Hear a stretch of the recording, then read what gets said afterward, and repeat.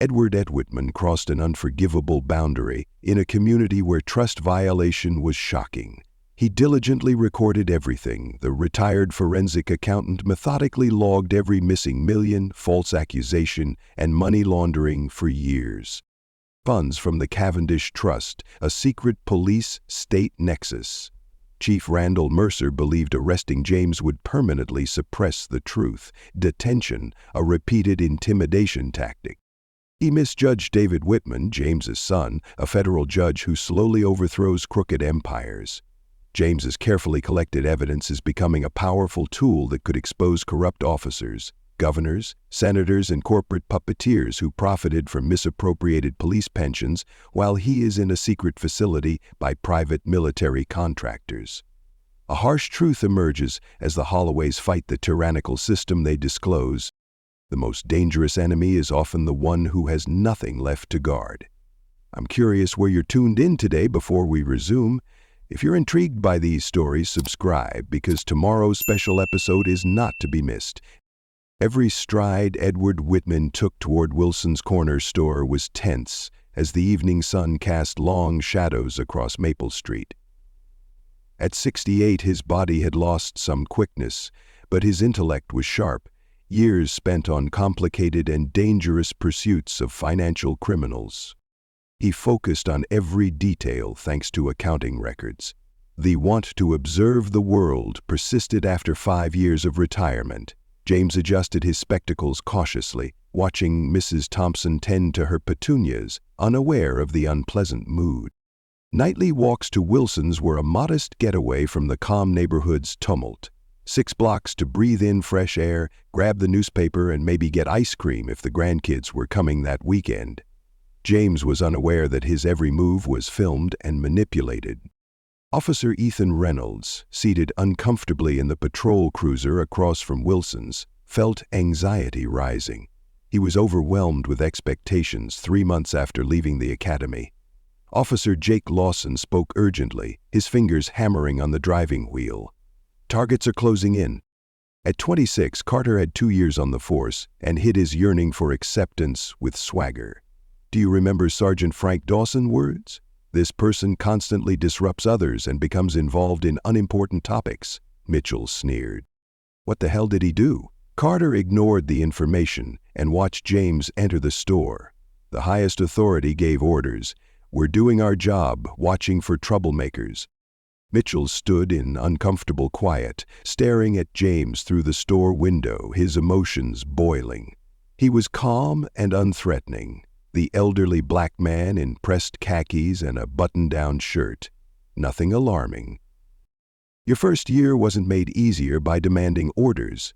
A man in a pricey suit stared at the officers from a dark car with veiled windows across the street. His call was rash. Target is here. Police are vigilant.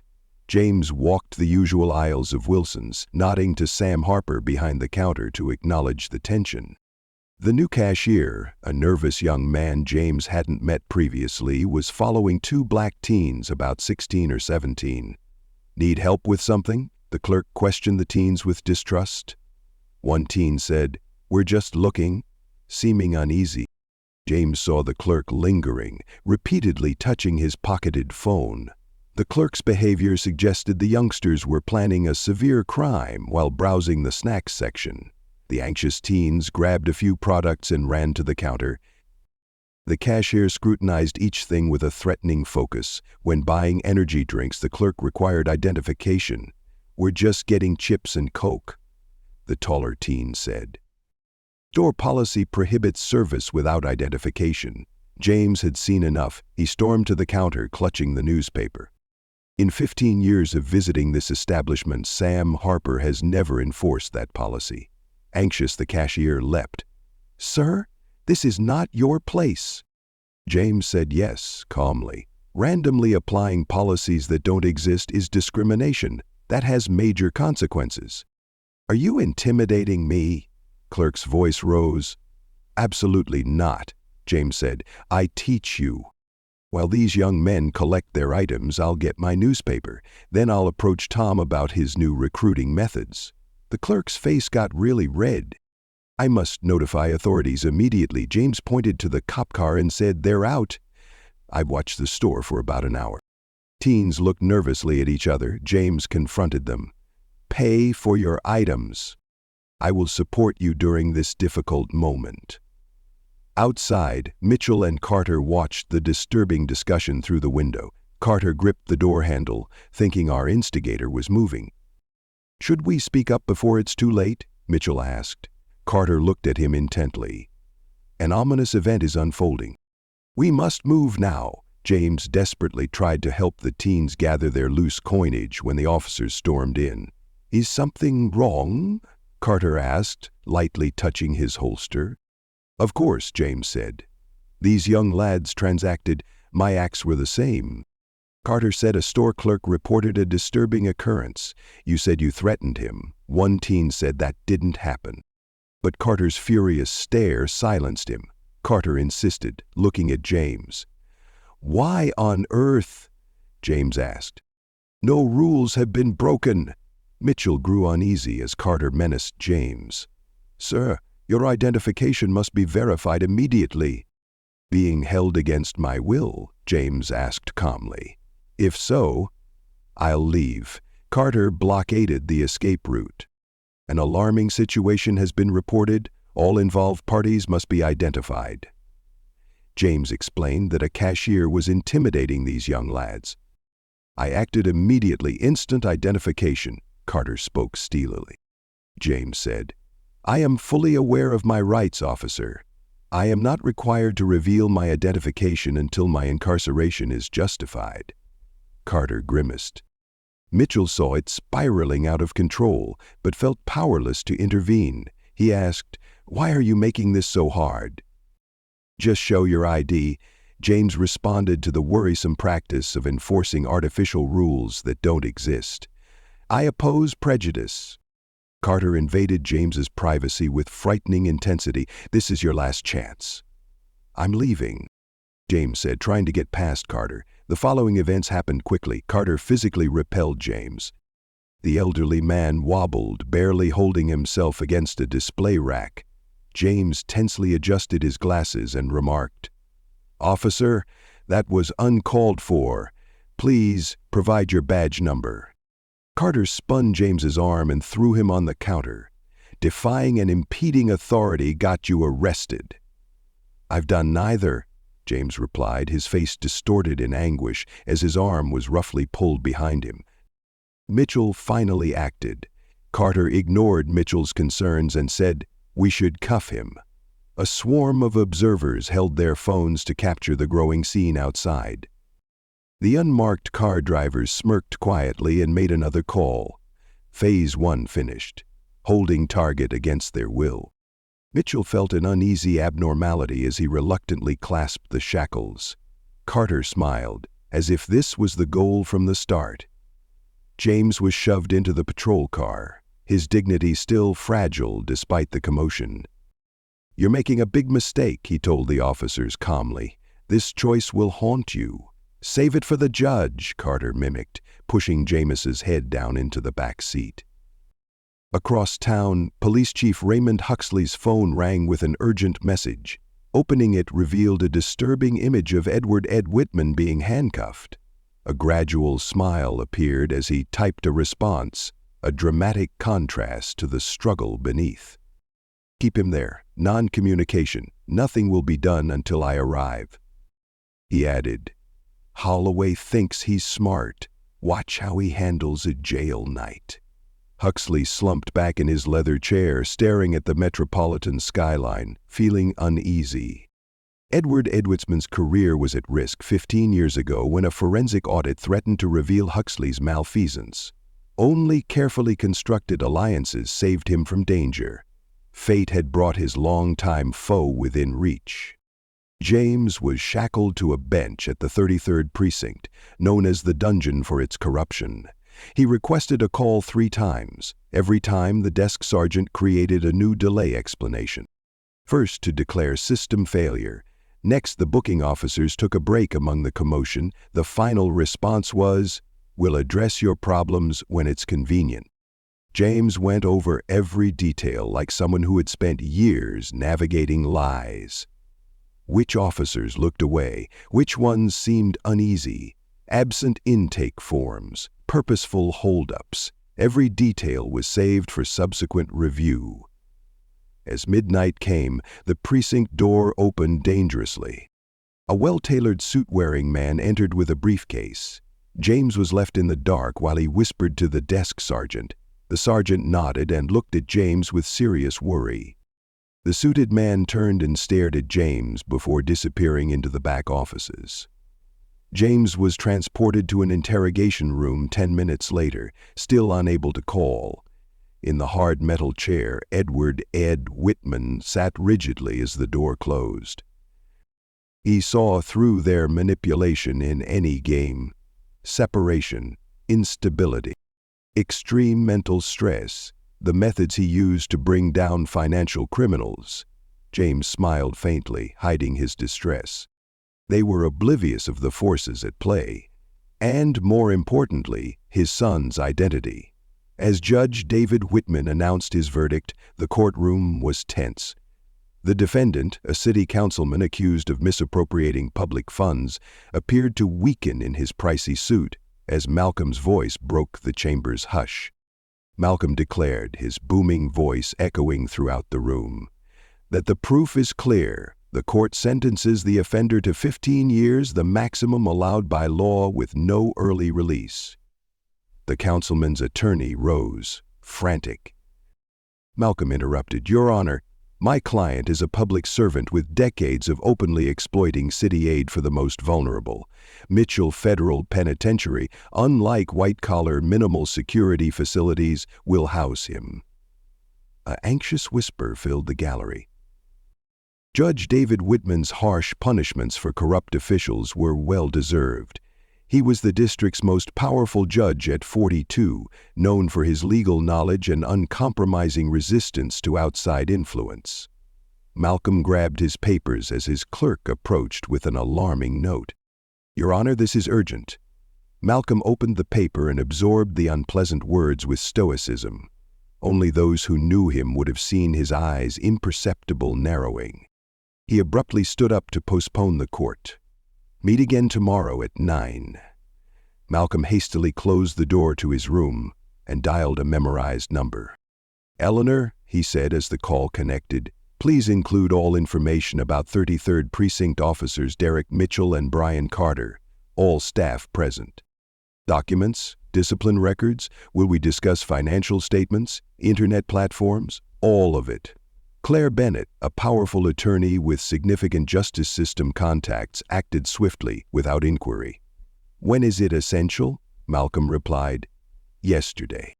My father is arrested." Silence loomed heavy. "James, for what reason?" "The accusations. The message only said he was held at 33rd. Charges and information not provided." Eleanor stated. "The dungeon, with passion. Huxley rules there." "Of course," Malcolm said. "That bothers me greatly. Get the records now and come to my office in an hour." Malcolm froze after the call, struggling with the moment. Raymond Huxley, the police chief, had long threatened his father. James rarely mentioned it, but Malcolm knew Huxley was involved in one of his father's forensic examinations into deceptive contract proposals and disappearing funds. Edward "Ed" Whitman was alone in the 33rd Precinct's darkly lit interrogation room, feeling the world's weight. 4 hours had passed since his unfair arrest. There was no charge, no communication, and no legal representation. Every procedural breach was scrupulously recorded in his thoughts, a continual reminder of the turmoil and unfairness around him. Officer Carter entered with a cup of water. James, the old man, remained silent as he watched Carter with the piercing eye of someone who can see through carefully made exteriors. "Silence seems to speak volumes, no?" Carter kept the water just out of reach. "Perhaps a night in jail will move that mouth."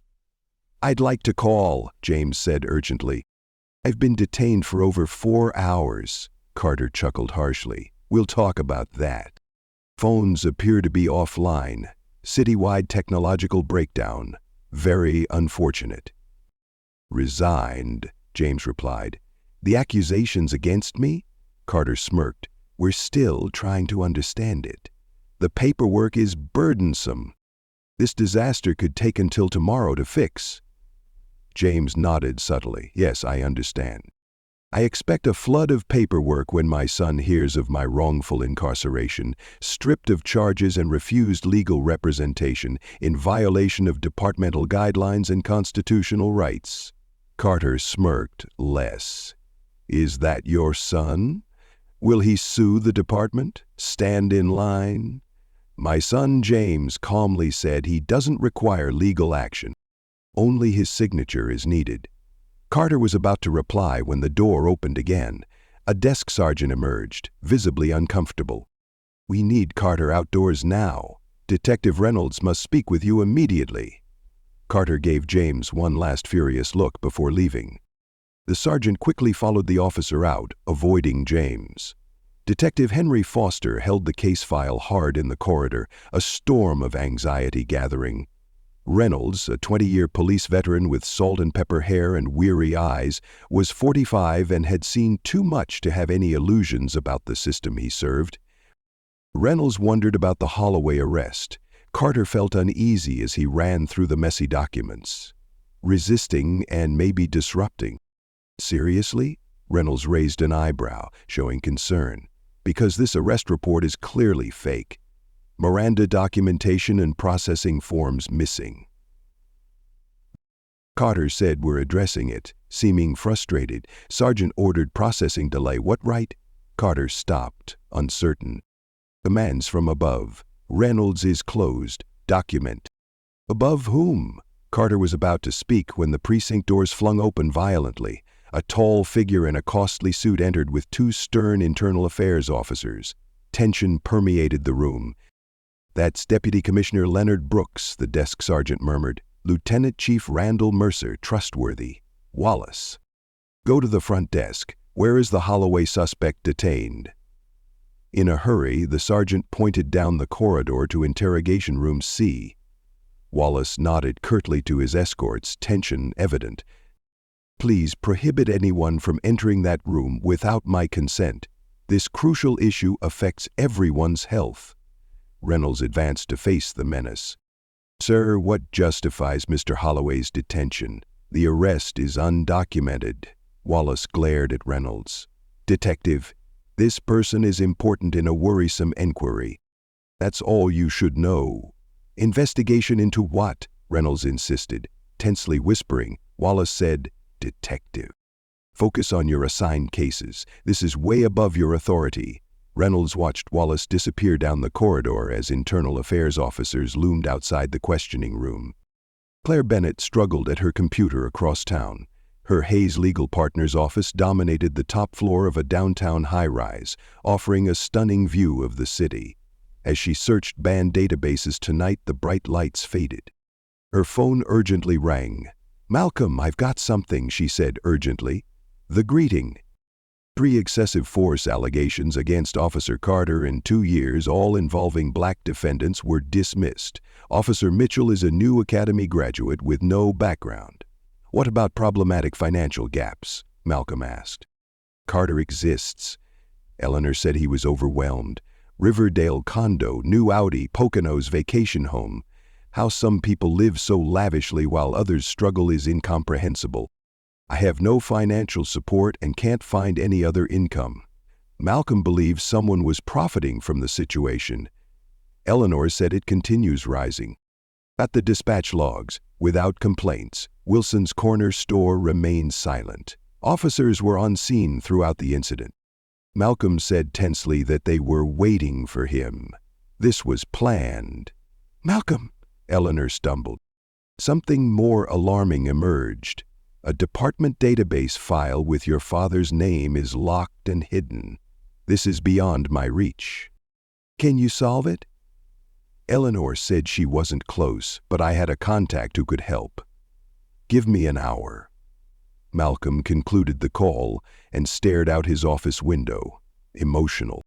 From the 30th floor of the courtroom, he could see the 33rd Precinct's bright lights 12 streets distant, a vivid reminder of the threats ahead.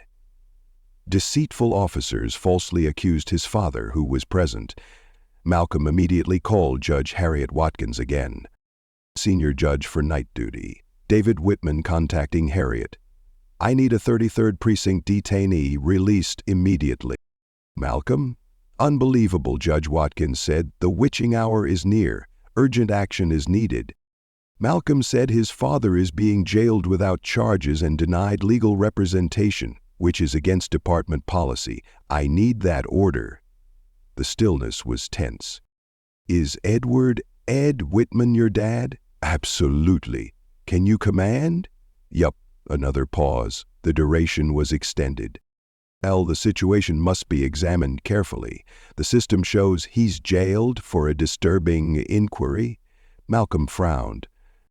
What query? What claims? Watkins said it lacked details but has high security clearance. Without permission, I can't skip that. Harriet, you know me. You know my dad. A clear violation of his rights. She apologized to Malcolm, her voice laden with emotion. I feel helpless. The order came from above. Above whom? Malcolm insisted.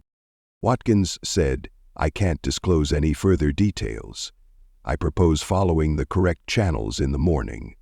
Malcolm stared at his phone in amazement and desperation when the call ended. Judge Watkins has never denied a legal request until now. A strong unease existed. His phone rang again.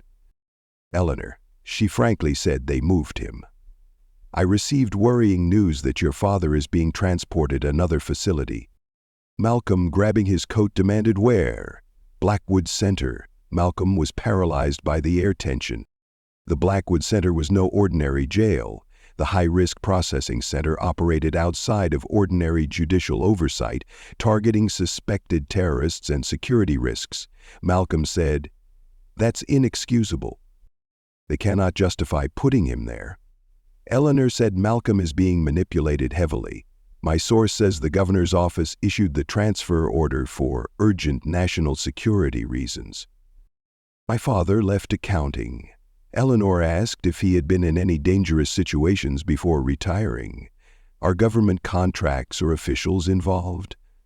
Malcolm had deep conversations with his father years ago. James raised concerns about defense contracts and municipal budget distributions that appeared to be mired in irregularities and millions fleeing into offshore accounts. Perhaps, Malcolm said. That seems like a lifetime ago. Eleanor mentioned something worried them. A serious enough event to warrant the unjust detention of a citizen, especially one with a federal judge's son, Malcolm. That's serious. Malcolm chose the Blackwood Center. You cannot do this, Eleanor said. They ignore him. Your ability to help him inside is threatened by compromising your position.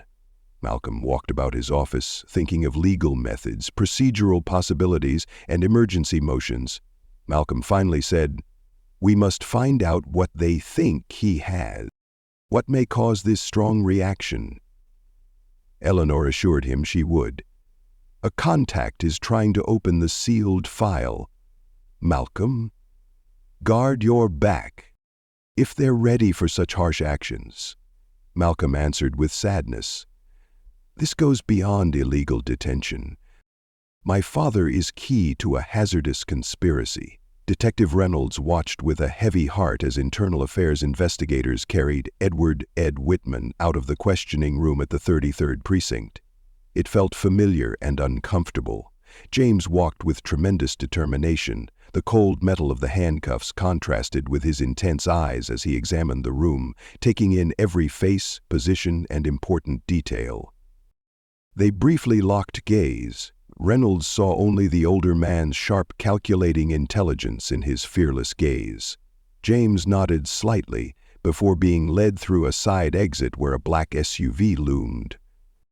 Reynolds logged onto the case management system, steeling himself for the circumstance. Edward Ed Whitman's record was wiped and annotated. Transfer approved by EO 1792, confidential protocol. Reynolds was unnerved by an unusual protocol code. He recorded it and quickly deleted his search history. In preparation for his departure, Officer Mitchell approached with concern. "Detective," Mitchell said urgently about the Holloway arrest. Reynolds murmured, "Not here," pointing to the exit. Reynolds flipped his lighter and lit a cigarette in the precinct parking lot amid the tension. "What's wrong, newcomer?" Mitchell surveyed his surroundings with concern. "Present developments are profoundly worrisome and alarming." Carter started that confrontation as if he had anticipated it. "Now, this scary high-level transfer, are you interrogating me, Officer Mitchell?" Mitchell asked. "Did we truly make the right choice? Mr. Holloway was not the instigator we were warned about." Reynolds examined the youth. "Officer, sometimes you feel trapped between the law and your orders. Consider your true loyalties. Mitchell joined the police to serve the community." "Remember that," Reynolds said, extinguishing his cigarette hard. "I sense a storm coming." As the black SUV carrying Edward Ed Whitman disappeared into the darkness, a mysterious stranger watched with worry. The immaculately dressed man who observed the original arrest now spoke quietly into a secure phone. "The second phase is complete. Goal achieved," he replied after pausing to continue the containment technique. "Indeed, the sun is acting as expected." After setting up the board and moving the chess pieces, retired accountant Edward Ed Whitman was drawn into a dangerous game with huge stakes. David Whitman stared at the rain beating his office glass and the city lights blurring into chaos. The day after his father's arrest, he felt useless and overwhelmed. The door creaked open, chillingly behind him. "You look awful," Eleanor said, placing a coffee on his desk. After a night of research, her typically flawless outfit was somewhat wrinkled and dark bags appeared under her eyes. "Have you heard from your FBI contact?" Malcolm asked, ignoring the coffee. Eleanor nodded, whispering in Malcolm's rooms. Thomas reached. "He alleges that Operation Blacklight, a worrisome government probe, involves your father. Beyond Thomas's access, it's hidden." Malcolm frustratedly stroked his short hair. "That's ridiculous. My father's been unemployed for 5 years. What may link him to a federal investigation?" Eleanor tensely sat at his desk. "Thomas said the case involves long-standing financial violations but could not provide details." Malcolm frowned. "Apparently, they've been building it for over 10 years. Was there Blackwood Center intelligence? It is only used for important people with national security information." Eleanor hesitated, uncertain. "Malcolm, Blackwood doesn't allow lawyer visits. It has strict anti-terrorism precautions. A U.S. citizen's existence cannot be erased without judicial proceedings." Eleanor's chuckle was empty. "Tell the numerous others already imprisoned there." Malcolm faced the rain-streaked glass again, heavy with weight. "A legal path is needed." Eleanor said she sent urgent motions to all district judges. "They've all been mysteriously shifted or delayed. We face obstacles everywhere."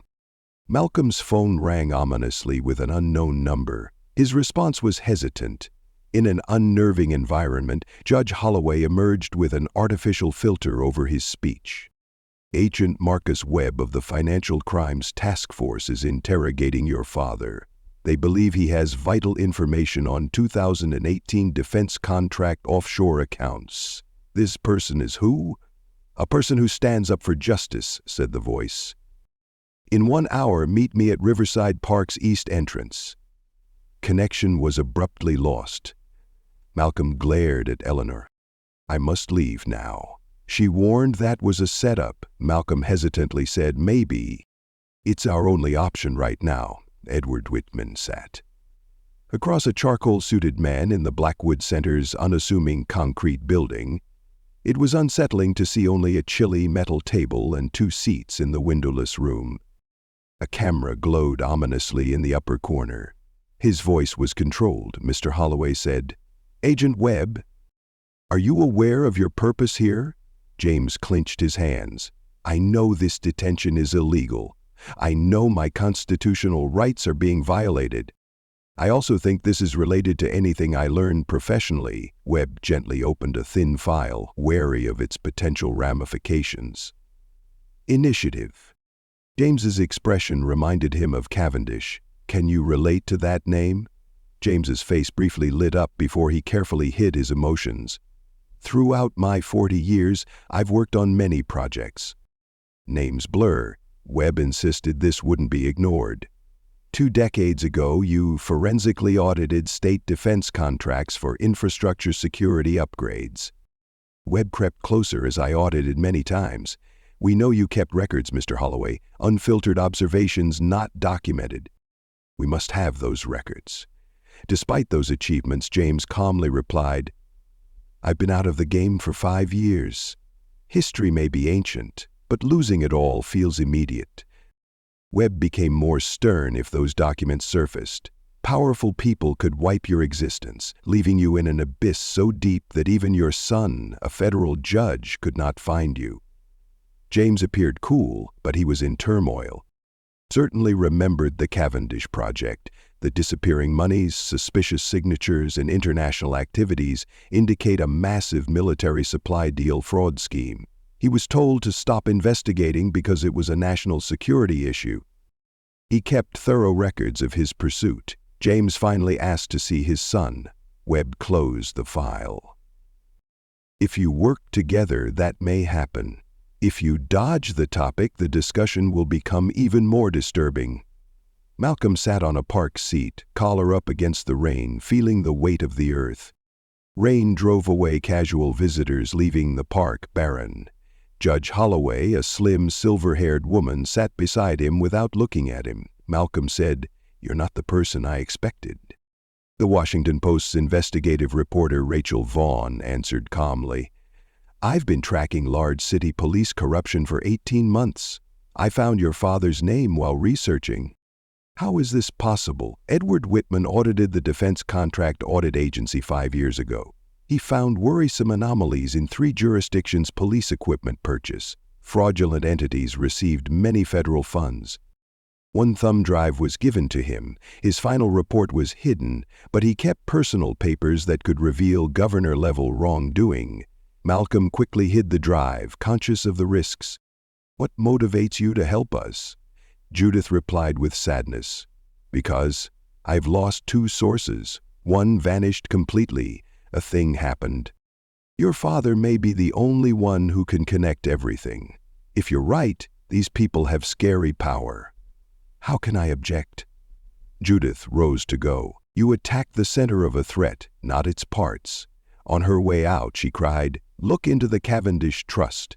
That's the source of it all." Eleanor worked tirelessly in her office, her fingers racing across her keyboard as if justice depended on her every click. A loud knock distracted her. Her assistant warily peered. "Mitchell, a cop, wants to talk about Edward Ed Whitman." Unease gripped Eleanor. "Now bring him in." Officer Mitchell entered, shaking as he removed his cap. "Ms. Hayes, I helped arrest Edward Ed Whitman. I think we were manipulated." Eleanor watched him carefully. "Why are you here?" "A precinct crisis is emerging. Documents disappear, staff relocated. Carter, my partner, missed roll call this morning." His girlfriend reported him missing. Concealing or disappearing? Mitchell strongly shook his head. "I got this after his flat was viciously broken apart." Pushing his phone ahead revealed a text message that needed attention. "Keep quiet or you'll be next. Who's to blame? Disconnected wire." Mitchell's hands shook violently. "Detective Reynolds suggested you know about the worrisome circumstance." Eleanor reclined, considering her uncertain options. "Officer Mitchell, what I'm going to say could ruin your career or put you in danger. Do you want to get involved?" Mitchell stood tall, saying he joined the force to serve justice, not become involved in the turmoil. Detective Reynolds sat in his car across town, poring over old case files, stressed by unresolved difficulties. His phone rang urgently, a mysterious number. Detective Reynolds' voice was tense. "Disengage from Holloway. Situation surpasses your concerns. This person is..." "Who?" "A person who refuses to watch another honorable officer die in the pandemonium." old man accidentally revealed a dangerous information that should never have been revealed. Relax and let go." The call ended. Reynolds stared at his phone and the case files on the table. Co-pilot's seat. An unexpected movement caught his eye. Financial report from 5 years ago, signed by Edward Ed Whitman. The same investigation noted the department's startling purchase of military-grade equipment that had never been inventoried. His rearview mirror was blinded by headlights as Reynolds groped for the file. He saw a dark SUV behind him with a rumbling engine. Reynolds hesitated, his hand reaching for his service pistol, but the SUV blasted into reverse and quickly disappeared into the roadway. Serious warning. James struggled with the uncomfortable Cavendish inquiry in his cell. He kept a ledger beyond the sanctioned inquiry. He scrupulously logged every suspicious transaction, falsified signature, and fraudulent shell company. Carefully recorded names, dates, and account numbers. Knowing the threat, he had hidden it long ago. Hid it where only someone who knew him well would look. Hidden under a framed photo of Malcolm as a young law school graduate in his former workplace. James closed his eyes, hoping his son would understand the gravity of the situation before it was gone forever. Eleanor examined Judith Winter's thumb drive in Malcolm's apartment. This document contains incomplete Cavendish Trust financial records. A Cayman Islands offshore account has received almost $50 million in police equipment contracts. Who controls it? Malcolm asked. That's the issue. It's hidden by deception. Check this authorization signature carefully. She pointed to a scanned document. It matches Governor Richard Calloway's office samples. Malcolm focused intently on the screen. That is insufficient to prove anything. No. However, this may help. Eleanor pulled out her phone and saw an urgent email from her contact. Remember that classified file I mentioned? The truth was revealed by my source. A memo ordered the closing of all Cavendish Trust investigations under executive privilege. A Department of Defense official countersigns Chief Randall Mercer's command? Malcolm ranted in the room. This astounding corruption scandal links the police department to the governor's office and possibly the Department of Defense. Why attack my father now, after all this time? Eleanor thought maybe they were working on unfinished business. Maybe your father has something he must keep secret. Malcolm stopped abruptly. Record? Which record? My father always distinguished between private and formal queries. He called at his security. Malcolm quickly grabbed his keys. I must go to his residence before them. Eleanor warned that it may have been probed. His residence is not here, his realm. The eerie basement atmosphere. He often said that the best location to hide anything is somewhere no one thinks about. Malcolm's phone rang as he approached the door. The caller ID showed Detective Reynolds, Judge Holloway. Reynolds said, I need to see you now. I worry about your father's safety. Where's accountability? Public areas are dangerous. A rundown warehouse at Fulton and 9th reminds of neglect and danger. Arrive alone. Malcolm hung up, staring at Eleanor, emotional. Detective Reynolds was a troubled figure. A warehouse party is suggested? You can't possibly be thinking about this. Eleanor cried, stunned. Not at all. Clearly a trap. Malcolm checked his watch, signaling a worsening scenario. We must act fast. The plan? Visit my father's house. Find the ledger. I will create a diversion. Say I'm after Reynolds' trap. Eleanor nodded, holding her coat. Stay alert, Malcolm. These people have shown they defy convention. Before leaving, Officer Mitchell's phone vibrated with an important message. His face became white as he processed the unexpected news. What's happening? Eleanor asked. Mitchell defiantly answered. The vision showed Carter's lifeless body crumpled in a car trunk. Under 3 words. Daily incidents occur. They killed him, Mitchell murmured. They killed him. The game was now life or math. The headline blared on morning news sites. Judge reveals disturbing illegal detention plan. Malcolm kept releasing evidence that showed rookie officers were told to attack his father. Shaky cell phone footage of James being pinned to the ground during his arrest sparked a rapid and furious public response. Chief Randall Mercer bashed his desk, shaking his wall of trophies and commendations. Fallout mitigation. Now he yelled at Deputy Commissioner Leonard Brooks, "I want inexperienced officers to be held accountable and punished. Make them the blame, sir." "Officer Carter died," Wallace reminded him. "Mitchell disappeared without a trace." "Then find Mitchell." Huxley's deep purple face showed his rage. "Learn everything about that old man. Anything we can use to justify incarceration." Wallace shifted awkwardly. "Sir, another subject needs addressing." Detective Reynolds leaked internal department emails to a Post journalist. "Our legal databases on private individuals are discussed in emails." Huxley froze. "Which journalist?" "Rachel Vaughn." Huxley held his phone tense. "Contact Senator Coleman now." "Our problem is serious." Using Malcolm's spare key, Eleanor entered Edward Ed Whitman's modest suburban home across town. The site was thoroughly inspected. Drawers open, furniture moved, and air vents removed. The basement bookcase hides the office entrance, which the burglars missed. Eleanor used Malcolm's method to find a spotless workplace that appeared almost too perfect in the pandemonium. This chamber was surprisingly quiet compared to the chaos above. Years ago, James built a guarded sanctuary where he could work without interruptions or inquisitive eyes.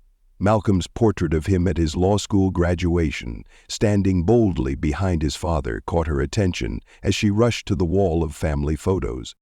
Eleanor carefully removed the frame off the wall, revealing a wall safe with secrets. Eleanor opened the safe using Malcolm's combination, her mother's birthday. A leather-bound ledger with James's precise handwriting showed the weight of his ideas. She took pictures of each page and sent them to Malcolm's secure server before carefully restoring the ledger. Eleanor heard the front door creak upstairs as she gingerly adjusted the bookcase entrance. A new presence appeared. Malcolm waited in his car half a block from the abandoned warehouse, his heart beating as unmarked vehicles approached. They believed his distraction worked and that he fell for Reynolds' trap. Detective Reynolds called Malcolm on a burner phone 10 minutes after their first conversation.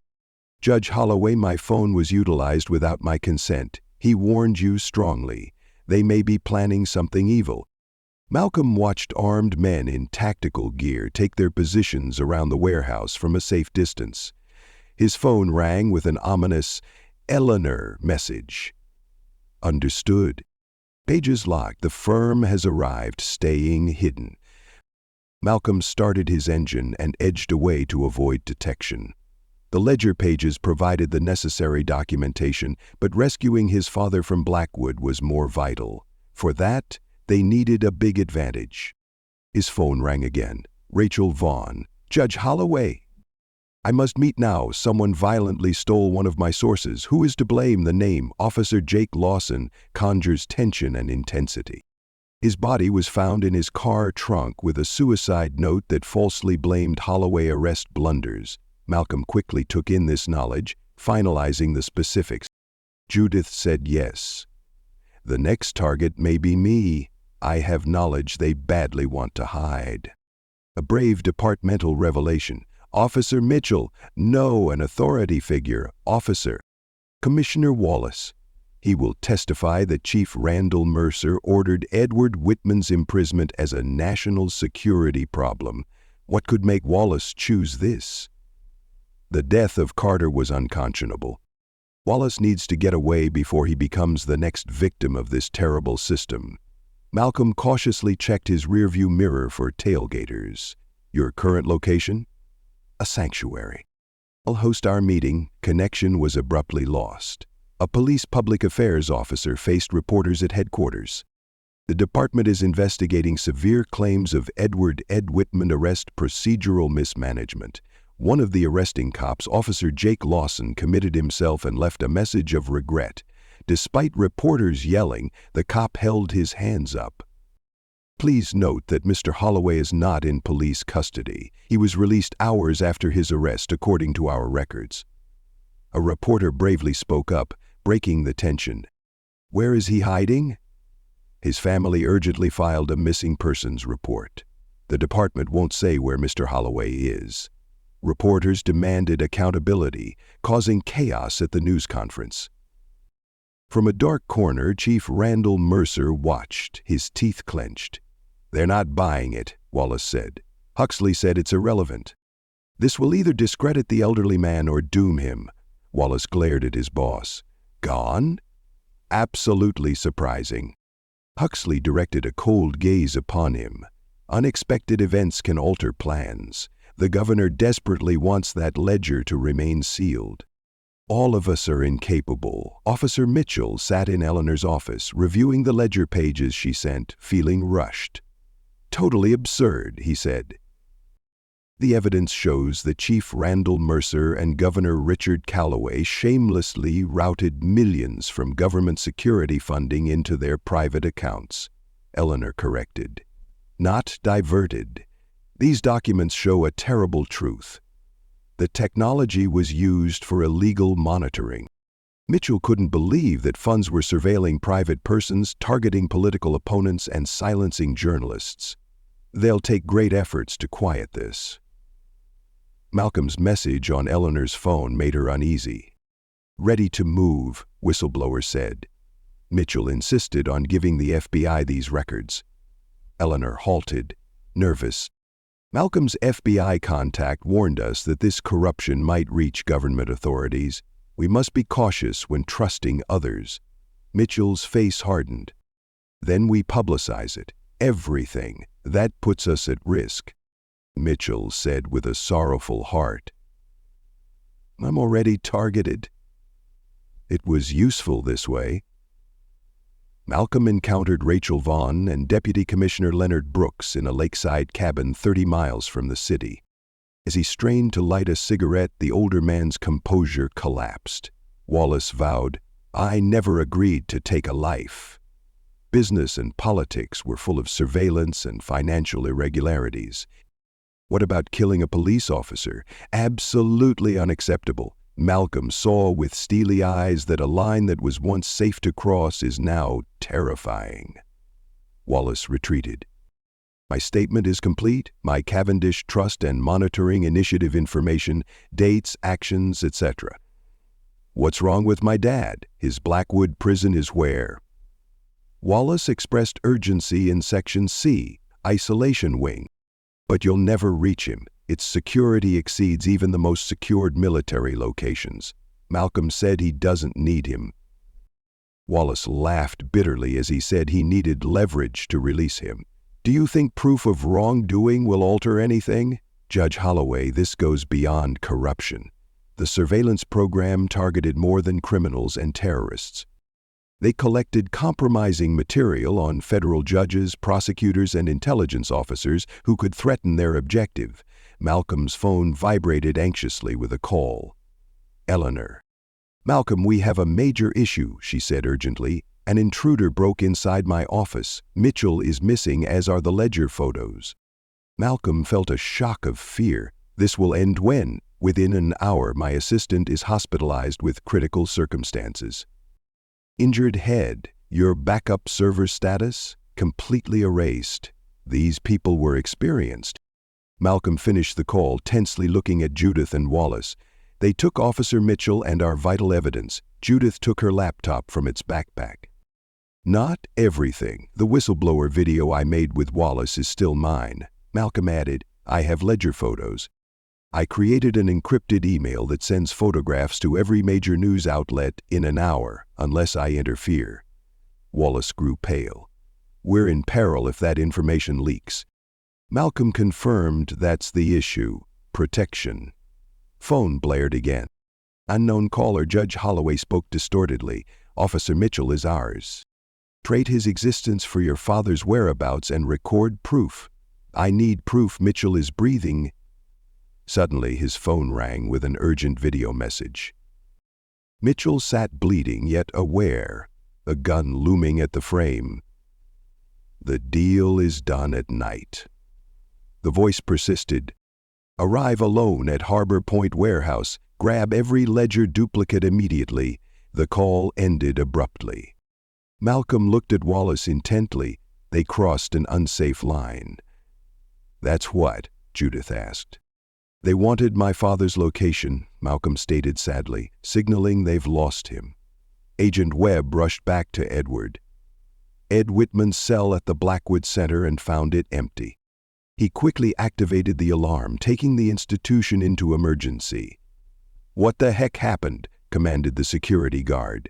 The officer said the transfer order arrived an hour ago, pulling up the paperwork on his tablet. Webb snatched the tablet with Deputy Director Sanders' signature, carefully reviewing the authorization. Clearly fabricated. Sanders is in Washington today amid political tension. "Sir, the prisoner was relocated as usual, 2 credentialed agents in a vehicle." Webb violently slammed the tablet. "Locate his captivity." Back at the cabin, Malcolm prepared for the midnight rendezvous. He assured Judith the ledger is safe. "Come with blank pages. It will be too late to avoid their acts when the truth is revealed." "How about Mitchell?" Judith asked. Malcolm told her, "I won't abandon him. This must be done with caution and awareness. If they can't find my father, they're failing miserably." Wallace abruptly broke the silence after what seemed like a lifetime. "If they never had to release him, what if someone kidnaps him?" Malcolm turned sharply. "What are you saying?" Wallace seemed rushed, suggesting federal prosecutors may be building a case against the governor. "A long-planned covert operation? Do you think the FBI took my father?" Wallace shook his head in bewilderment. "Not the FBI, something else. Something strong enough to bypass Blackwood security." Malcolm's phone buzzed with another unsettling text from an unknown number. "Harbor Storage Unit 288-111763. "What do those numbers mean?" Judith asked, anxiously looking behind him. Malcolm frowned at the message. "Today is my birthday." Malcolm approached Harbor Storage Unit 228 with Eleanor close behind, tense. Unoccupied storage facilities were disturbing reminders of negligence. As security cameras malfunction late at night, the night manager makes a weak excuse. Malcolm entered combination. What lay beyond was revealed when the padlock broke. An expensive suited man sat alone in the flat. The enigmatic figure that observed James's unjust arrest. He said, "Judge Holloway," with disconcerting calm, "I detest the drama, but safety is at stake. Enforce protocols strictly." "What enables you to question my identity?" Malcolm insisted. "Someone who shares your Cavendish Trust concerns?" Man thrust business card into Malcolm's hand. "Only a federal seal and phone number, no identity. Your father is safe. He is in protective custody because he is a key witness in a federal corruption investigation." Eleanor stepped forward, determined. "Why are your claims reliable?" Despite the turmoil, the man smiled faintly. "Because I could have removed you both at any time in the last 2 days. Instead, I protected your evidence and aggressively prevented parties from silencing you." "My father where?" "It's unacceptable," Malcolm insisted. "For his and your safety I can't say, but I can promise he's comfortable when respected." A man frantically checked his watch. "In 20 minutes, federal investigators will arrest Governor Richard Callaway, Chief Randall Mercer, and 12 other Cavendish suspects." Eleanor demanded of Officer Mitchell, tense. "Those who restrained him are now in prison." Malcolm looked at the intriguing person with trepidation. "You've watched the whole thing unfold," the man said. "We needed them to be themselves. The difficult situation with your father has prompted us to move more rapidly, but it has also revealed those we may have neglected." Malcolm sharply stated that my father was a pawn. "No," he insisted. "We needed your father's crucial testimony. His imprisonment was unexpected, but we adjusted." He stood, urgently adjusting his perfect suit. Your evidence will ensure these criminals are punished. Your father's testimony will finalize their doom. When will I see him? Malcolm asked. The man vowed and left. When the arrests were finalized, he stopped and looked back with sadness. Last point, Judge Holloway. This program goes far beyond your area.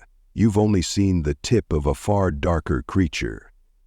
Malcolm and Eleanor looked tense as the suited man disappeared into the darkness. Though the struggle was almost finished, the real conflict seemed to be just beginning. Malcolm stood firmly on the courthouse steps, surrounded by reporters, as dawn broke the city's calm. The predicted arrests from the previous night had occurred. Governor Richard Callaway and Chief Randall Mercer were handcuffed on the evening news, startling viewers. The mysterious government operative had disappeared, but Malcolm's father was still in protective custody at a secret location. Malcolm told the reporters that he was bringing a federal lawsuit against the police, governor, and Blackwood Center operators. The widespread corruption and human rights violations that hurt my father and others require responsibility and justice, Judge Holloway questioned a reporter. How will you be objective given your deep interest in this situation? Malcolm stated that he is a private person, not a judge. Random assignment in the federal court system is designed to ensure fairness and neutrality, but systemic weaknesses raise issues about actual justice. Another reporter baldly raised her hand. Police sources say your father was arrested in a national security investigation. Could you address that? Malcolm reacted with conviction that the claim is a falsehood to justify wrongful detention. My father valiantly exposed wrongdoing as a retired forensic accountant. He was targeted because of that. Eleanor sneaked via the courthouse's side entrance with the legal documents as the press conference carried on. The halls were unnaturally quiet on Monday morning. She rushed to the clerk's office with a big stack of documents. She said the detention crisis necessitates immediate attention to the federal civil rights suit. Eleanor's longtime court clerk, Margaret, looked at the documents with suspicion and observed the empty office. She trembled as she whispered, "Ms. Hayes, you must know. Judge Keaton was reassigned. All urgent civil cases are now going before Judge Pembroke." Eleanor felt uneasy. Judge Walter Pembroke was known for ignoring law enforcement civil rights issues. When did this happen? The orders came last night, Margaret muttered. Extremely unusual. Mass case reassignments at once.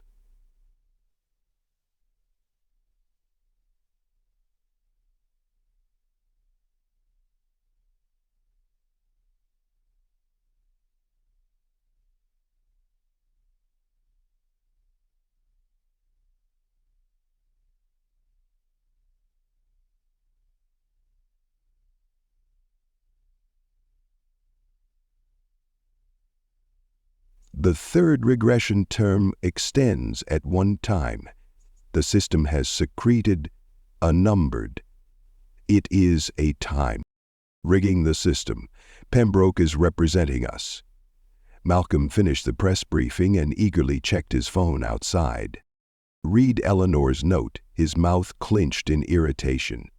They were cornered before they could fight. Malcolm returned to his office to find a scary formal notice on his desk. He was placed on administrative leave during a case investigation due to his direct involvement. Malcolm previously admired Chief Judge Lawrence Harmon, who signed the letter. Eleanor watched the TV. "They're pushing you away. Cut off your access and authority." Malcolm said it wouldn't work, but his tone seemed unsure. "The facts are clear." Eleanor felt really uncertain. "We must locate your father's captivity. Without his evidence, we face a system already protecting its own." Malcolm's phone rang urgently. "A communication blockage," Mr. Holloway replied. "Judge Holloway," Detective Reynolds said tensely. "Need to see you now. This concerns your father." "Where could you be?" "Medical center. I have an explosive device in my compromised automobile. I was lucky." My instincts kicked in when the door was slightly ajar, retreated as it detonated. "Are you okay?" Reynolds said that minor injuries were unimportant. "But they're watching me. A nurse told me federal officials are in the lobby gathering information. What do you know about my father? Reynolds said not to do it over the phone. I have a thumb drive in my precinct desk, tape-sealed bottom drawer with outstanding cases 2018 file. Grab it before they take it. Connection was abruptly lost. Malcolm glared at Eleanor. We need rapid access to the 33rd precinct. This is inexcusable, she said. After yesterday night's terrible occurrences, it will be secured completely. Malcolm said no to Officer Mitchell. They are unaware that he is working with us. An hour later, Mitchell entered the precinct, trying to be normal despite his traumatic encounter. Nodding dismissively at the desk sergeant, he seemed to dismiss the world as a transient idea. The sergeant said, I thought you were supposed to be on medical leave. Acting. Mitchell stressed that these were personal items. The doctor says I need another week. Sergeant signaled him to proceed. Troubled precinct. Internal Affairs officers interview.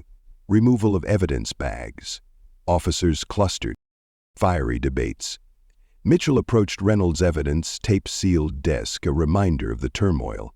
Mitchell opened the seal and searched the bottom drawer, after a quick peek to make sure he was alone. The cold case file was taped beneath, a quiet reminder of unsolved conflict. Small thumb drive. He rushed to put it in his pocket and closed the drawer to hide the evidence tape.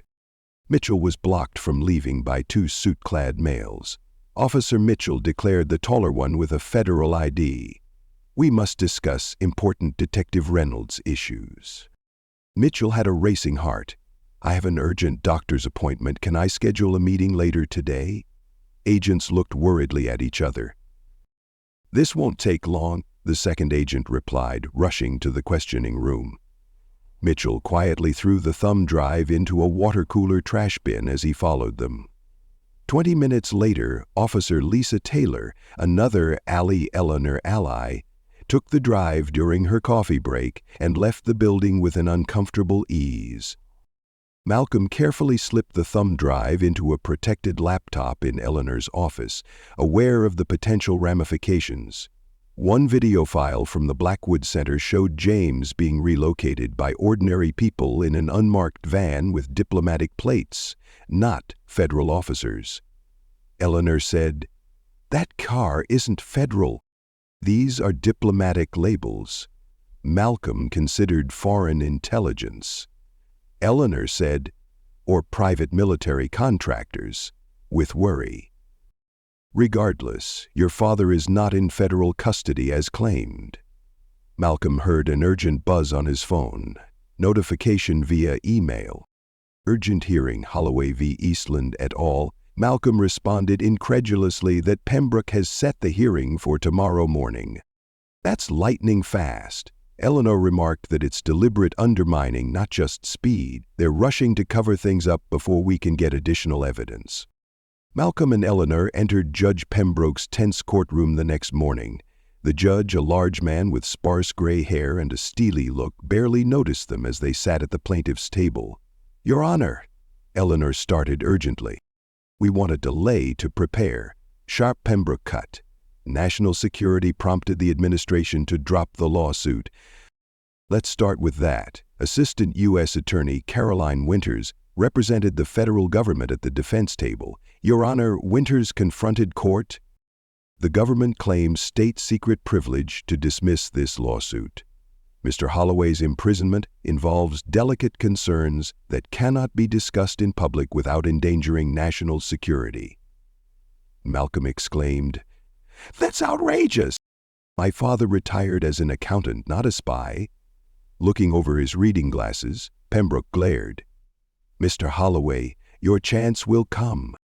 Winters continued uninterrupted.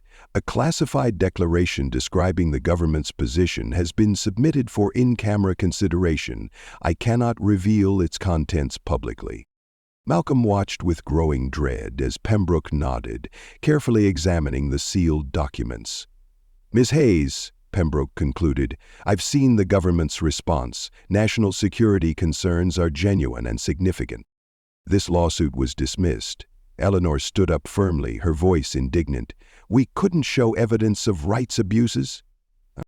"My decision is final. Pembroke is out. The issue is resolved." Malcolm was surprised by a courier walking out of the courtroom with an envelope. A single sheet of paper with the governor's office letterhead contained sworn testimony from a confidential informant claiming years of financial crimes by Edward Ed Whitman. Malcolm claimed they're setting him up, crumpling the paper and lying. Reporters surrounded them outside the courthouse, capturing the tension. One forcefully forced a microphone at Malcolm. "Judge Holloway, how do you feel about your father's suspected police pension fund theft?" Malcolm stood frozen, petrified by the moment. "What claims?" Another reporter stepped in. "The governor's office recently accused Edward Ed Whitman of being an unregistered intelligence asset who diverted monies offshore," Malcolm replied. "That's an outrageous lie," trying to stay calm. Third-person reporter grabbed the moment quickly with her phone. "Banking records show transfers to accounts linked to your father." Malcolm felt the ground trembling ominously. His father was the villain in the alternative version, which was gaining popularity. Malcolm sat in Eleanor's office as she raged that evening. "They've fabricated evidence," she raged. Malcolm noted with sadness that those bank records are frauds, but eerily believable. "My father's guilt is accepted by half the city." Eleanor's helper entered with a shaky file tower that threatened mayhem. "Our FBI source just sent this." Malcolm perused confidential court records authorizing surveillance on Edward Ed Whitman from 3 years ago, all arising from worrisome financial crimes. They had patiently built this framework over the years, waiting for the right moment to strike. "The question is why?" Eleanor responded, frustrated.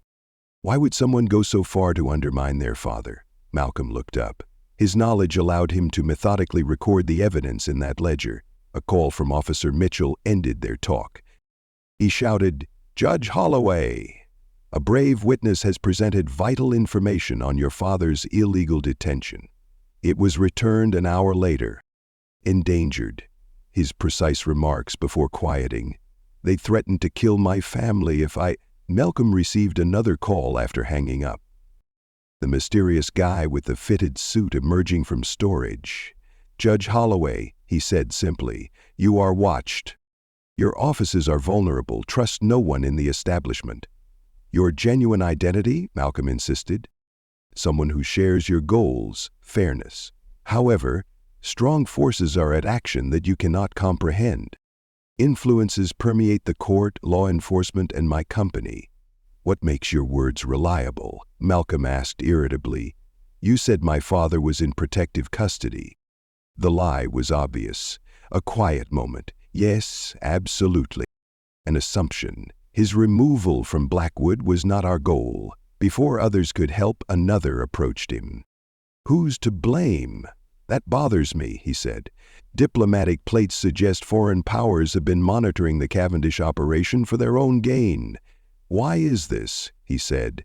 Judge Holloway gravely. "The Cavendish Trust goes beyond police corruption and misappropriation. A secret network links private military contractors, intelligence agencies, and foreign governments. Your father's ledger contains all the important information." Malcolm stared at the phone after the conversation, struggling to process this terrible news. Eleanor watched him nervously. "Where does this go?" she wondered. Eleanor's office TV flashed vital news before Malcolm could answer. "A federal judge faces significant bench misconduct allegations." They gasped when Malcolm's face appeared on screen, along with accusations of threatening witnesses and abusing the courts for personal gain. Eleanor realized they were after her. Malcolm nodded sorrowfully. "And this is just the start." Chaos ensued the following week. Malcolm's years-long reputation was devastated by a premeditated strike. News outlets that formerly supported him now questioned his morality. He was urgently investigated by judicial review panels for his worrying wrongdoing. Malcolm returned to his car after another intense interview to find his glass shattered and corrupt spray painted across the hood. He returned home that evening to find his house destroyed, windows shattered, and walls covered in allegations. Eleanor's company struggled too. Unexpectedly, clients broke promises. Tax auditors arrived unexpectedly. Building inspectors found major infractions that require immediate and costly repairs. After most of her team left due to pressure, Eleanor said, "They're methodically dismantling us," in her practically empty office. Officer Mitchell was suspended while an investigation into his shocking theft of Detective Reynolds's desk evidence continues. Officials said Reynolds is in the hospital, where armed guards are outside his bedside to protect him. "What's with Rachel Vaughn?" Malcolm asked. "Has she disclosed Cavendish Trust information?" Eleanor vigorously shook her head. "No trace of her. Her editor says she's on personal leave. Silenced or intimidated? Is it significant?" Eleanor sighed heavily. "Unfortunately, another ally has left us." Malcolm's phone buzzed with another scary news alert. "The Judicial Ethics Committee recommends disbarring Judge Holloway." The phone was silently slammed.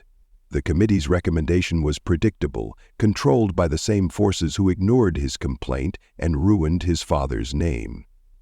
Eleanor suggested, "We must unite to boost morale in the pandemonium."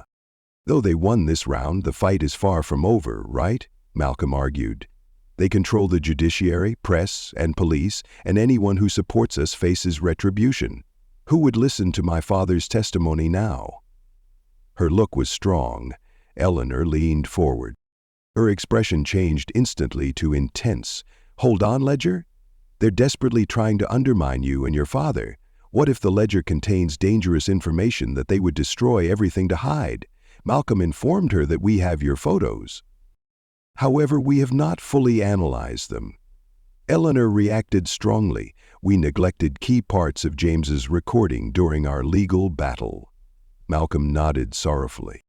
"Yes, you are right. Let's carefully review each page." Due to urgency and responsibility, they meticulously examined Edward Ed Whitman's ledger for several hours. Recorded with intense care, names, dates, account numbers, cross-references. Eleanor shouted, pointing to a worrying notation. "The main recipient is Cavendish Trust." However, he does not identify that person. Malcolm frowned at the strange pattern. "It's unsettlingly hidden. My father was always worried about safety. He avoided naming it."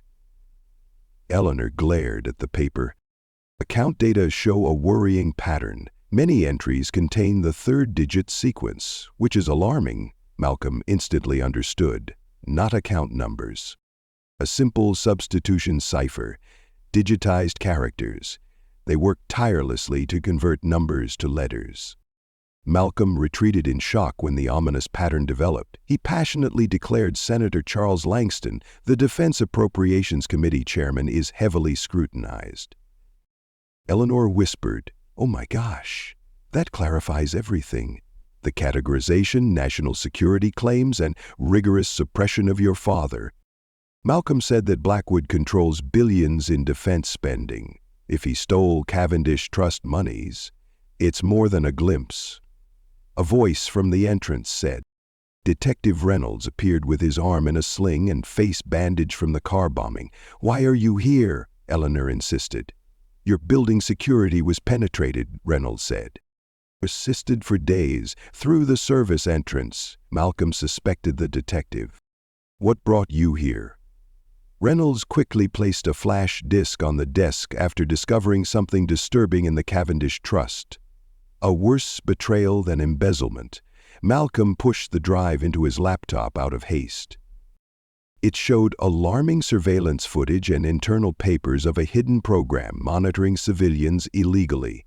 Neighborhood Watch used modified law enforcement techniques to turn phones, smart speakers, and even appliances into monitoring tools. "We're all being watched," Reynolds said. "Judges, prosecutors, legislators, journalists, anyone who could expose the scheme." Malcolm recognized, "That's how they kept us in the dark." Reynolds continued, "They've been eavesdropping on our conversations, monitoring our actions, predicting our every move, and using the information for coercion. This is why many authorities and judges suddenly turned against you. They are coerced." Malcolm struggled with this surprising news. "We must spread this knowledge promptly. How could this happen?" Eleanor argued. Malcolm considered their limited options, since every channel they could trust is contaminated or watched.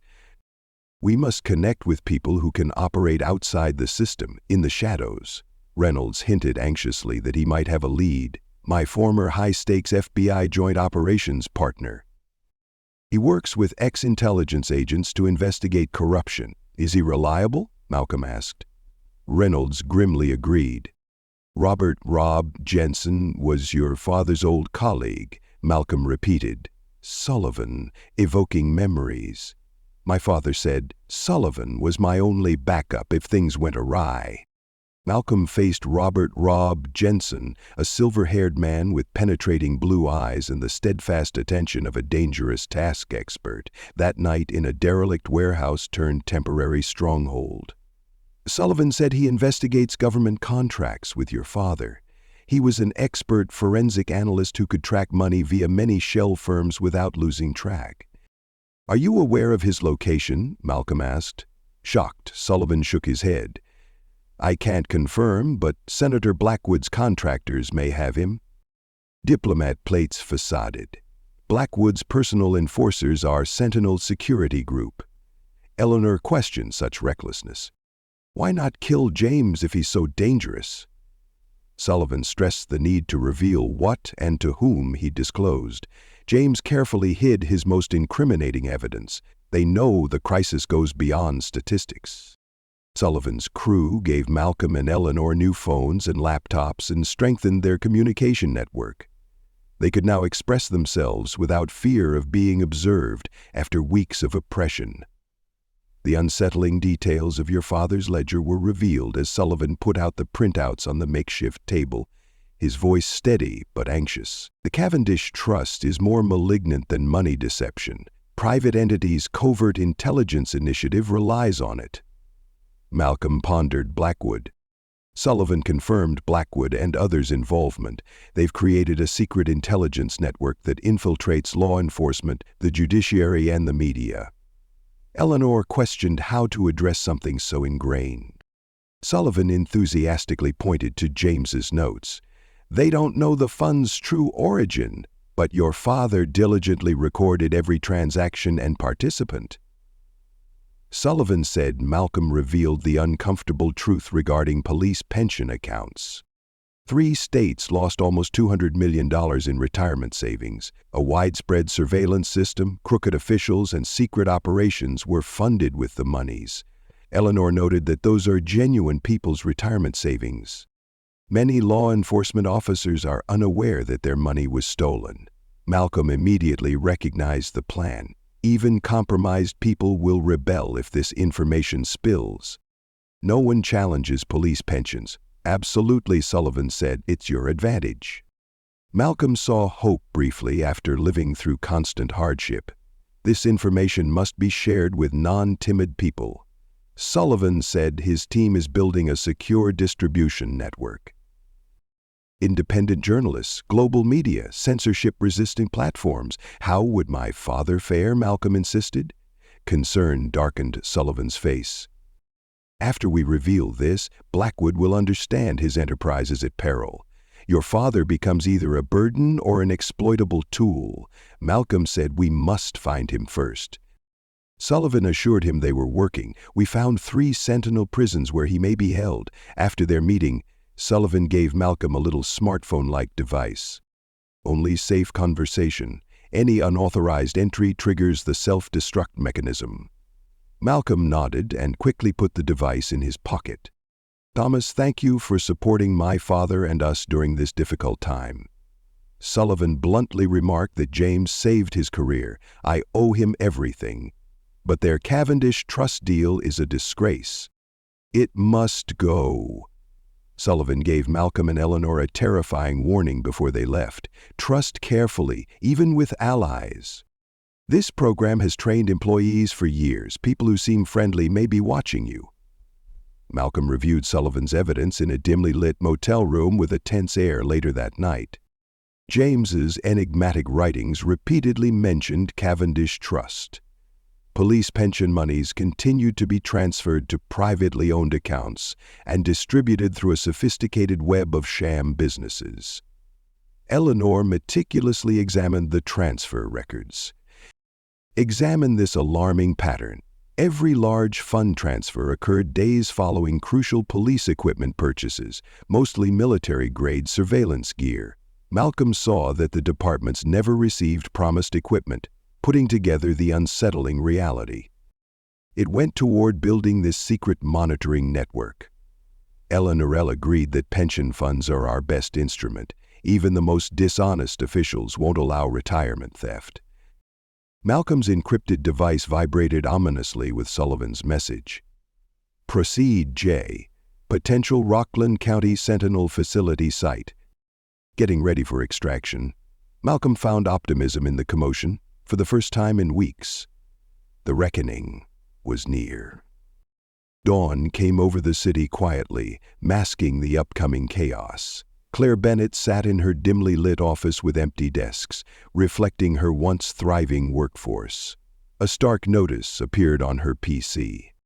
Should we start the Sunshine Protocol? Not at all. Her finger trembled above the keyboard before hitting Y with conviction. Alarming evidence poured in from newsrooms and personal screens across the city. The Cavendish Trust files, which included transaction data, surveillance program details, and David Whitman's police pension and fund-stealing notes, were sent to 17 news publications, whistleblower sites, and social media platforms. The first surprising headlines appeared at 9 a.m. Police corruption has been shown in shocking ways, $200 million from officer pensions. Malcolm sent a frightening message to Eleanor's phone. It works. Protect yourself.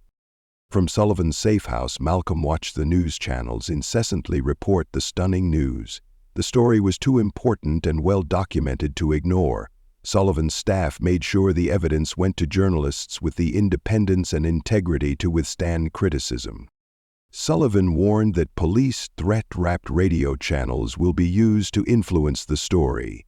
Expect refusals, blame shifting, and attempts to discredit the informant. Malcolm said, "Let them try." Pension fund concerns are growing. Video showed policemen gathered outside police headquarters to urgently discuss retirement finances, not just demonstrators or activists. These police officers were furious at their superiors' betrayal. At lunchtime, the FBI suddenly unveiled an internal corruption investigation, creating integrity and accountability concerns. Federal investigators raided the governor's mansion and seized computers and papers under public pressure. Sullivan's encrypted phone buzzed with a mysterious update. The extraction crew replaced them. The target facility is validated. The Sentinel complex imprisons David Whitman. Malcolm urgently asked when they moved. "This evening," Sullivan replied. 23 hours. Street chaos is a great disguise. Officers and residents outraged by the spying disclosures gathered outside police headquarters. Questions arose. Who monitors this? Who watches? And give back our rights? After his release from the prior arrest, Chief Randall Mercer left the building surrounded by security. "False evidence," he told reporters. "An intentional attack on my character." The throng shouted and mocked. Huxley's head was narrowly missed by a water bottle missile. His security detail quickly brought him inside. Governor Richard Callaway's attorney's office posted a statement seconds ago. "These allegations are false. Governor Richard Callaway is dedicated to our state, and the facts will show his character." The truth was revealed. Grim financial documents show pension funds being plundered, dummy businesses being created, and surveillance equipment being purchased without department approval. Officer Mitchell called Eleanor in a panic while she watched the crisis from her office. He said, "The precinct is in chaos. Officers are demanding pension accountability from leadership. The internal affairs floor is locked down." "What's with Detective Reynolds? Finally out of the hospital?" Eleanor asked. "He released his spying program evidence an hour ago. He is being interviewed live on Channel 8. Eleanor switched channels to witness Reynolds, still bandaged but resolute, explain the stunning orders to officers to install illicit monitoring equipment in city homes and businesses. Reynolds told the surprised interviewer this was not about misconduct. This was about control and manipulation. They were building dossiers on judges, journalists, political opponents, and everyone who could threaten their cause.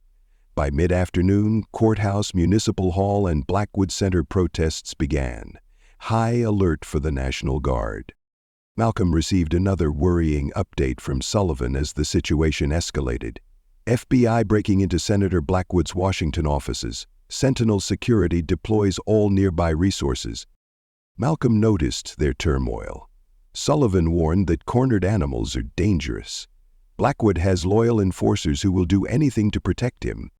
Television broadcasts vital news. The show was interrupted by breaking news. Amateur film showed police in riot gear fighting protesters outside the governor's home. The situation escalated quickly when police fired tear gas at the crowd. "This is clear disregard for safety," Sullivan lamented. "Huxley's loyalists are trying to cause enough trouble to trigger a harsh response." Malcolm nodded solemnly. "He wants to overwhelm our proof with a fantastic story." Eleanor declared in the private video call, "This will not succeed. Pensions have alienated most of the department from him. I've heard worrisome allegations that precinct officers are disobeying orders to approach demonstrators." Malcolm prepared for his biggest risk, a live television interview that may change everything that evening.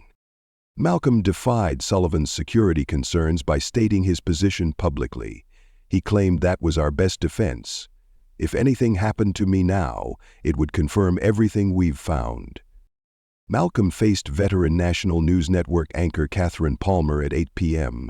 Though his reputation was ruined, he exemplified a federal judge, dignified, authoritative, and unyielding. "Judge Holloway," Palmer started urgently.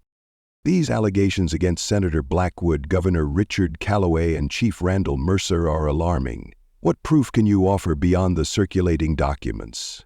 Malcolm said with a firm voice. "The evidence is clear. The truth is in financial documents. My father painstakingly logged every shell company, pension fund withdrawal, and transaction. However, the public must understand that this crisis goes beyond fund theft. It's about how our institutions have decayed, with the police, courts, and media covering up a clandestine operation run by untouchables." Palmer disputes the governor's claim that these documents are complex forgeries. Malcolm's smile was stilted. "They should conduct a comprehensive, impartial investigation." The FBI seemed to act decisively, raiding the governor's office and Senator Blackwood's headquarters. "Your father's situation?" The governor's spokesman suggested Edward Ed Whitman is dodging justice by hiding abroad with stolen money. Sentinel Security, a Senator Blackwood-controlled private military contractor, has unlawfully detained my father. They grabbed him against his will to silence him, but they couldn't erase his evidence. Palmer was amazed by Malcolm's bravado. A U.S. senator was accused of abduction, which is startling. Malcolm said he has video of my father being handed up to Blackwood Center sentinels. Malcolm methodically revealed the whole scheme, including pension theft, invasive monitoring, witness pressure, and judicial system manipulation during the interview. He thought this exceeds corruption. This is a worrisome attempt to construct a clandestine administration that operates outside of democratic structures and is accountable to no one. Social media went wild after the interview. Malcolm's calm, detailed exposition appealed to those tired of deception and evasion. He was challenged by Sullivan outside the studio. In a bold move, the extraction team had reached their limit. Only 90 minutes pass until they reach Sentinel. "Any internal news? Your father is alive and in the central building, according to our source. Blackwood's staff are in a tizzy over whether to relocate him or eliminate the threat." Malcolm saw Eleanor's message on his encrypted phone.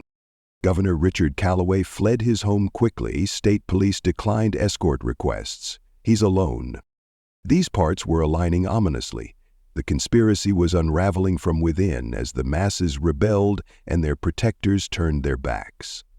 At 10:30 p.m., while Sullivan and Malcolm monitored the extraction operation, urgent news broke across all channels. Governor Richard Callaway ordered the concealing of Edward Ed Whitman's unlawful incarceration, according to an audio recording. Wilson firmly stated, "I will stop at nothing. Get rid of Holloway." Forever. His Cavendish knowledge is disturbing. An insider from the governor's entourage leaked the recording of Wilson and Chief Randall Mercer's private talk. Rodents fleeing the devastation. An important message lit up Sullivan's phone. Extraction team in danger. Intensive Sentinel facility opposition. Need immediate help.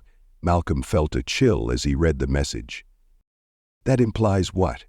It shows they were ready for us, Sullivan said, quickly gathering the stuff. Leaks compromised operations. Malcolm said, "I'm going with you." "Under no circumstances," Sullivan replied. "You represent this battle," Malcolm declared. "If anything happens, he's my father." I leave. Eleanor was in control while Malcolm and Sullivan prepared to join the extraction team, working with federal prosecutors who had finally filed RICO charges against the entire network, the police department, city hall officials, and Sentinel security executives. National Guard forces barricaded the federal building, where key evidence was being collected amid escalating tensions. Across town, the city was in danger, but the people had finally understood the wrongdoers. As Sullivan's tactical squad approached the Sentinel security compound, a massive fortress on 50 acres of private land, surrounded by a threatening electric fence, it rained furiously. The building looked more like a military base than a company headquarters. Malcolm claimed, "They're keeping my father here," surveying the compound with night vision binoculars from their tree hideout. Sullivan nodded grimly. "Sentinel houses serious clients in private custody. They cannot find their way. Building C in the central complex houses your father. After breaching the perimeter, the initial escape team faced intense and heavily armed opposition. 30 minutes had passed since their last contact. "The current strategy?" Malcolm asked. Sullivan pointed to a maintenance tunnel on the facility's blueprints as a dangerous secondary access point. More vulnerable but riskier once inside. Malcolm examined the tactical vest Sullivan gave him, feeling the pressure of the moment. "We must act now." 6 former Special Forces operators joined their squad, having heroically served their country but grown disillusioned with the system they formerly guarded. They faced a fresh battle that revealed the deep-seated corruption. As they prepared, Sullivan reminded them that these are not law enforcement or security officers. These former military contractors are well-trained and well-paid to address problems quickly. They avoided security sensors on the soaked terrain with items that shouldn't have been in their hands. Malcolm followed, aware of his unpreparedness for this dangerous rescue effort. In defiance of the consequences, Sullivan's tech specialist disconnected the alarm system at the maintenance tunnel entrance. "We have 7 minutes before their security measures begin. Reset the system immediately." A spooky emergency light illuminated the tunnel ahead. They ran forward without opposition until they reached the central building's sublevel. "Something is very wrong," Sullivan murmured. Alarmingly low security, Malcolm speculated that the main team solidified. Shocked, Sullivan shook his head. "They knew our strategy. The place must be secured now." They entered a corridor with frightening holding cells. Most cells were empty, but a figure lingered on a chilly metal cot in the third. "Father." Malcolm ran without regard for safety. Edward Ed Whitman looked up, his weary acceptance turning into shocking incredulity. "What brought you to this dangerous scenario, Malcolm?" Sullivan's squad broke inside the cell quickly. James stood unsteadily, clutching. "His kid, your presence is wrong. It's set up." Before Malcolm could speak, the facility was wailing with sirens. Ghostly red emergency lights illuminated the corridor. "Get moving," Sullivan said. "Return to tunnel." They helped James, the older man, exhausted by captivity but nonetheless attentive. Gunfire erupted from both directions as they approached the junction that would lead back to the tunnel. Sullivan's team replied by defending doors. Sullivan shouted, "They've blocked our way out," amid gunfire. "We need one more." Escape route. Malcolm accompanied his father inside a tense makeshift security monitoring post. Several screens showed the facility's main entrance, where a procession of black SUVs had arrived. Sullivan worried that those vehicles were not sentinels as he watched the newcomers exit in tactical gear. "These are federal agents. FBI?" Malcolm asked urgently. Sullivan scrutinized their emblem. "We need something more authorized." James pointed to a roof-mount helipad on another screen. "We escaped that way. Sullivan, is air support available?" Sullivan said, 15 minutes away, high alert. "We must go." The roof.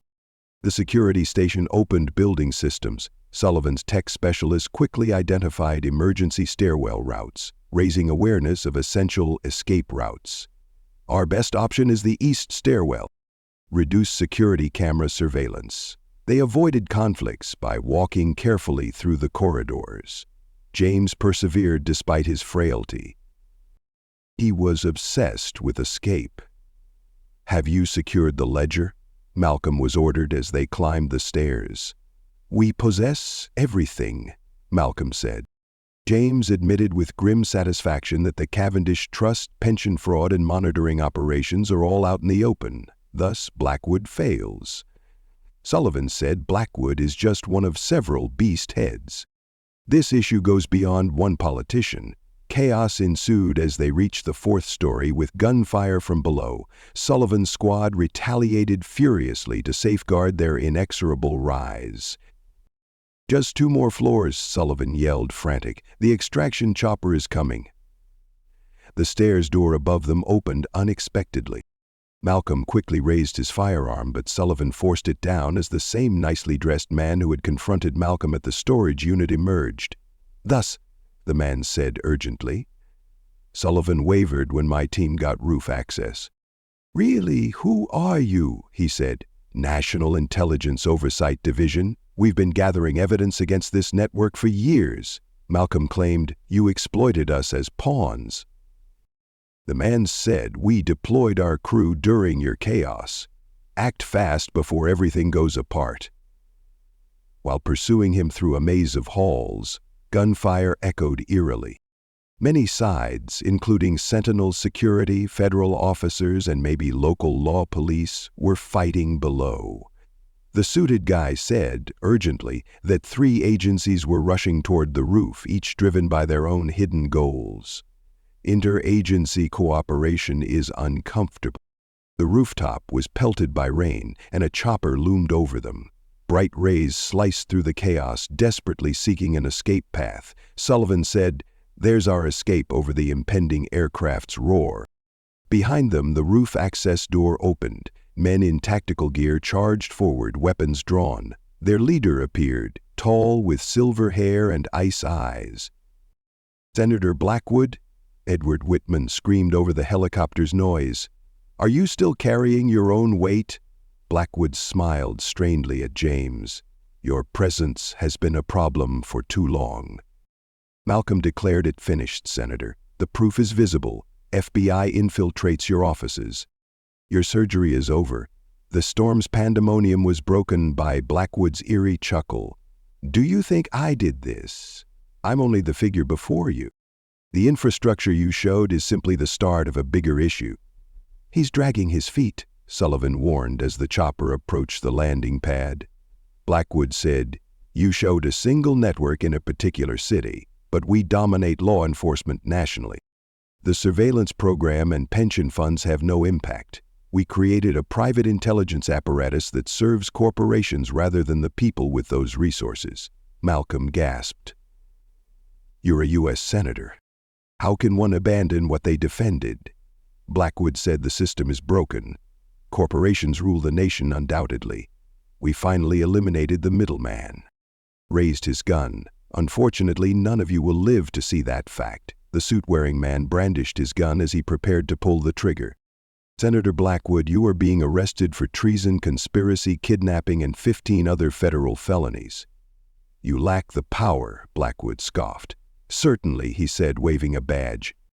Matthew Kendrick, Department of Justice Special Prosecutor, leads a crucial accountability and fairness fight. We've tracked your every move for 18 months. Federal agents rushed onto the roof from numerous entry points once the helicopter landed. Knowing their dire predicament, Blackwood's men grudgingly lowered their firearms. Blackwood was steadfast. "This changes nothing. No break in the network. In a massive machine that looks unbreakable, I feel like a cog." Harlow told his agents to arrest Blackwood. "Our database on Edward Whitman includes Cavendish and every operation you've engaged in over the last 2 decades. Malcolm stared at his father in amazement and hatred as Blackwood was taken. "Is he justified? Is this bigger than Blackwood's scheme?" James nodded sorrowfully. The Cavendish Trust was formed by defense contractors, private equity firms, and foreign entities. They're building strong networks in major cities nationwide. Blackwood protected them politically, but corporate boardrooms fuel it all. The anxiety was apparent as Sullivan rushed James to the chopper. "That fight cannot wait. We must act immediately to protect you." Malcolm saw the chaos below them as they soared into the darkness. Federal agents leading Sentinel, operatives chained and hauled away, evidence confiscated, the once untouchable private army falling beneath its disclosed sins. Harlow gave Malcolm a satellite phone in the chopper. Malcolm urgently answered. "Someone needs to talk to you. I'm Judge Holloway and I have important matters." A woman named Judge Holloway spoke authoritatively. "Attorney General Laura Simmons addresses current challenges. I appreciate your perseverance in this issue. The corruption network you exposed is one of the biggest threats to our national security in years." Malcolm thanked Madam Attorney General, watching his father's gaze of relief. "Our success would not have been possible without help from people working within the structure that perpetuates our problems." Prosecutor Harlow briefed me of his clandestine scheme. "We had to separate strictly. Never knew all the specifics until now." "What's next?" Malcolm asked. "The arrests continue non-stop. Governor Richard Callaway was captured escaping aboard a private jet. Federal authorities have detained Chief Randall Mercer. Senator Blackwood's arrest will be announced tomorrow morning. The wider conspiracy inquiry is just beginning." Malcolm sat behind his father in the helicopter after the call, leaving the property that held James captive. Malcolm said, "I feared you were gone." James grabbed his son's hand. "Our abilities were severely overestimated." "Constant pattern." Sullivan approached urgently with a tablet. "You must see this." The screen showed crowds outside police headquarters, the courtroom, and City Hall in urgent news coverage. But they weren't just angry people. Citizens holding candles demanded justice and responsibility. "The city is stirring," Sullivan said urgently. "People are finally realizing the problem."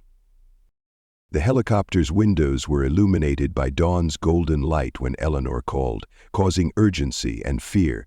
"Malcolm, they're falling one after another." 6 judges who took Cavendish network bribes were arrested by the FBI. The police union overhauled everything, including pension funds. "We may recover a considerable percentage of those funds." Malcolm looked at his father and said, "It's finished." James shook his head sadly. "No, just the start." Blackwood made a troubling point. "We found a little part of a much larger and more worrisome network. The real power is in business boardrooms, far from government." "Then we fight," Malcolm said, his determination growing. "We found a network. We can expose them all." As the chopper banked toward the rising sun, Harlow's encrypted phone buzzed with an urgent message. His face twisted with rage as he read. "Issue?" Sullivan asked. "Perhaps," Harlow said. "Unusual activity was reported by one of our intelligence assets. People are breaking into security systems and deleting Cavendish operational records in multiple locations." James believed business backers were carefully disguising their acts. Harlow nodded sadly. "This victory is significant, but the fight continues." The aircraft plunged into a secured federal facility where James would give his important evidence. Agents waited on the ground to guide them into the unknown depths. Malcolm was accosted by a powerful man in a dark suit as they disembarked. "Judge Holloway, a moment to speak confidently?" Malcolm glanced at Sullivan, who nodded faintly. Distance from the crowd, the man calmly introduced himself as Director Jonathan Pierce, National Security Council. "Your achievements are impressive, but powerful forces outside established legal systems have noticed them. Are you intimidating me or warning me?" Malcolm tackled the matter. "Not at all. Requesting your help." Phillips gave Malcolm a plain business card with a phone number. "Your combination of legal expertise and ethics is extraordinary. Future challenges require your participation. Exactly what is it?" Phillips watched the sunrise warily. "You may have won in one city, but this fight continues in all big cities. Multiple faces of the same network. Call that number when you're ready to face challenges." Malcolm rushed to his father and Sullivan as Phillips left, the tension apparent. Anxiety filled James as he gazed at Malcolm's card. "Does the game have another secret player?" he demanded. Malcolm put the card away, feeling uneasy. "It appears this issue is ongoing," James said. "It never is," his voice heavy with years of struggle.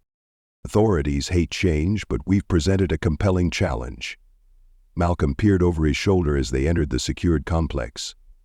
"Dawn reveals a network and frees a city from lies." It was just the start. But Director Jonathan Pierce warned that the conflict would continue. "How many organizations you trust are silently studying you, recognizing your flaws and eroding the precautions you feel are in place.